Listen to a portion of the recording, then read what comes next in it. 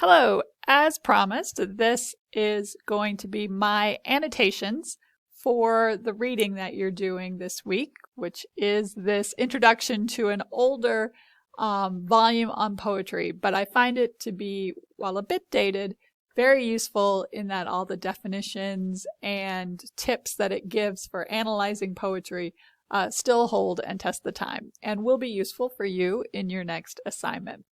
So what I'm going to do is kind of read the thing out loud. And because this is a textbook, I'm also going to give you a glimpse into how I read textbooks. So you're going to see that I'm not going to read every word out loud. I'm going to kind of hit the highlights and then skim and talk through how I would approach this selection to be useful for writing an essay about poetry. First things first, I'm sure you already know this, but in case you don't, when you download the PDF, you will see that it's not very easy to read. So you just want to flip the little arrow button so that you get it into the right direction. All right, and this, I will start out because this first sentence cracks me up. We value poetry for what it shows us about our inner and outer lives. We find pleasure in its music, admire the power of its language and imagery, take pride and comfort in what it says. We think of the poet as something between a witch doctor and a magician.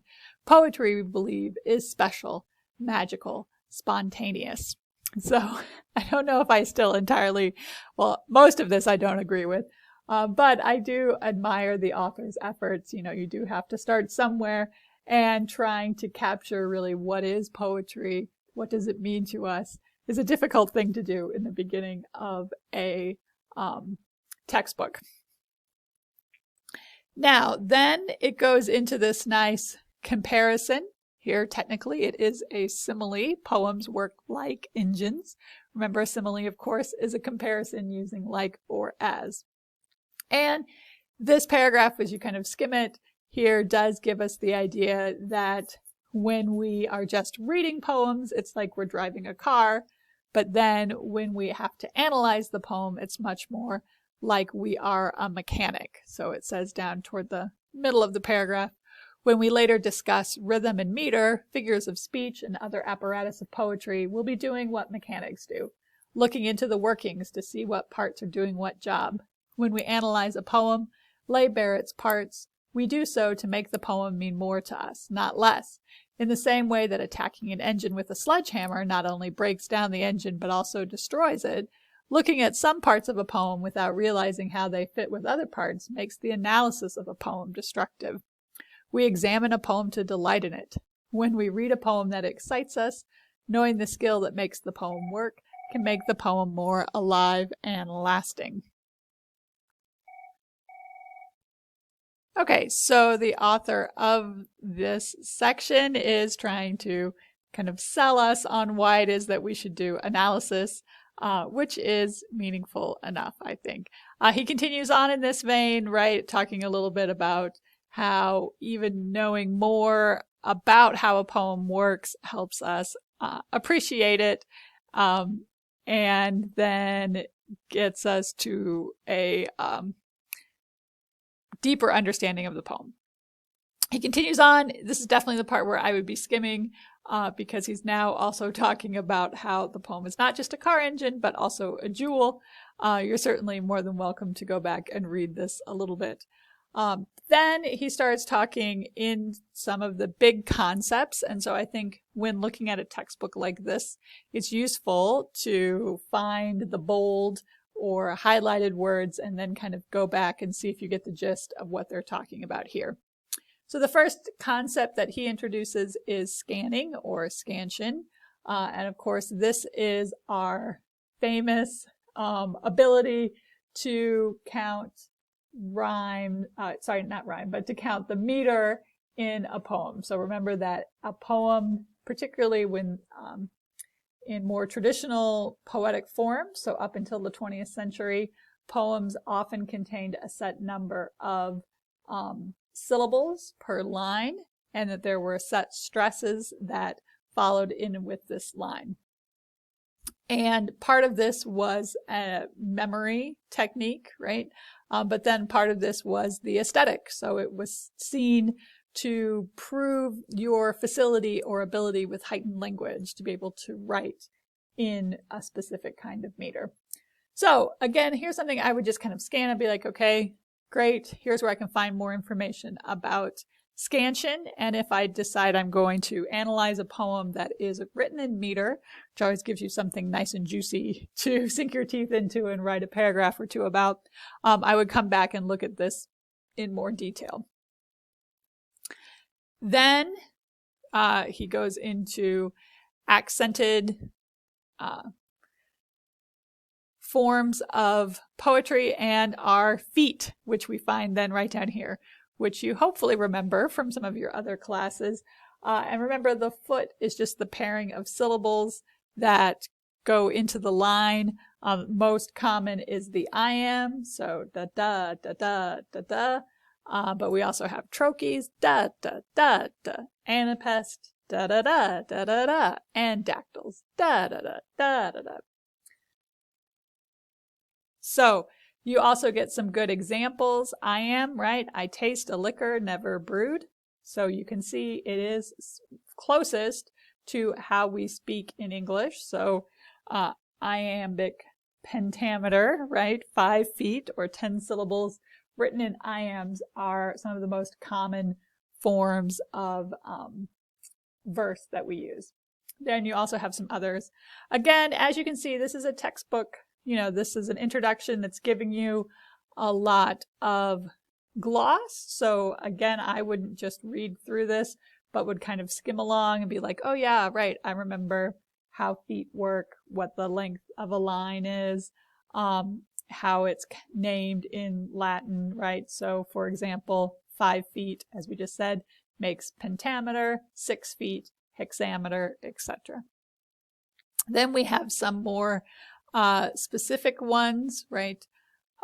For example, the French line of poetry that's in 12 syllables, and that's one we call the Alexandrine. And then we go into more depth and detail about accenting. So again, as you can see, I'm skimming along, which you should as well. Then we get into rhyme. Also a nice place to kind of look and think about what rhyme is. And then particularly if you're doing more 20th century poetry or 21st century poetry, you're going to look, instead of perfect rhymes, then you're going to start looking for half rhymes, near rhymes, or slant rhymes. So it's useful to go back and review this information. For example, in this, the 2 lines before him on a coal black sleeve, insignia that could not revive, right? The 2 words are half rhymes, so they have sleeve and re, but then it changes toward the end. And much more common in more contemporary poetry for us to be using these kinds of half rhymes, near rhymes, slant rhymes.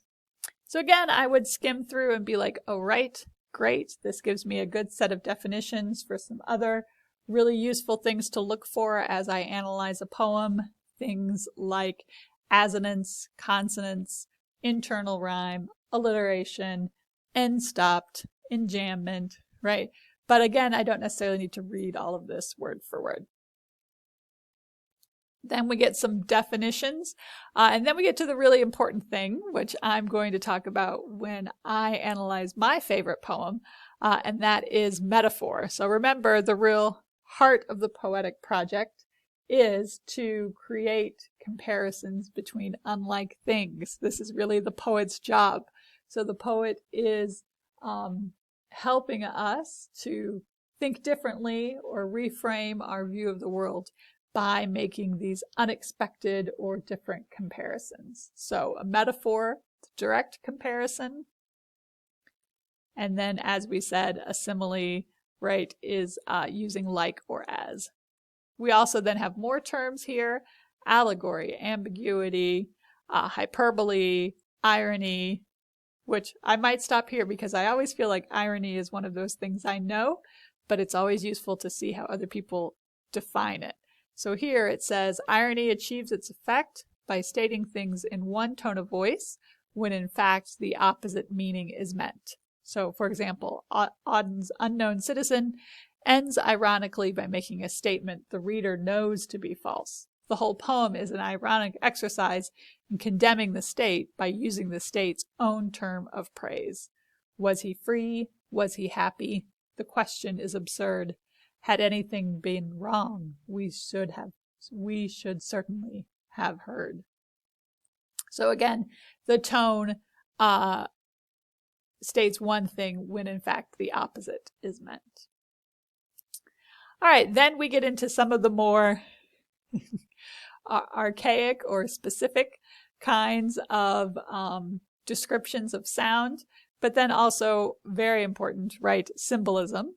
And I'm sure we all have stories of someone who overemphasized or over-determined a symbol in their analysis of a poem. But certainly we are often looking for symbols or thinking about what one thing stands for in a poem from another. Then you get into a great description of specific types of poems. So ballads, epics, couplets, sonnets, sestets. The sestet is part of the sonnet, right? Villanelles, odes, blank verse. And remember, blank verse is unrhymed iambic pentameter, right? And dramatic monologues. So again, all of this is useful to skim through, and particularly once you've identified your poem that you want to write about, go back and see if it is written in one of these forms. Okay, and then that takes us to the end of the chapter. So as you can see, this is something that you want to use as a reference, but you don't necessarily need to read line for line. But I do want you to refer to the phrases and terms and use this to kind of help jog your memory as you're analyzing your own poem.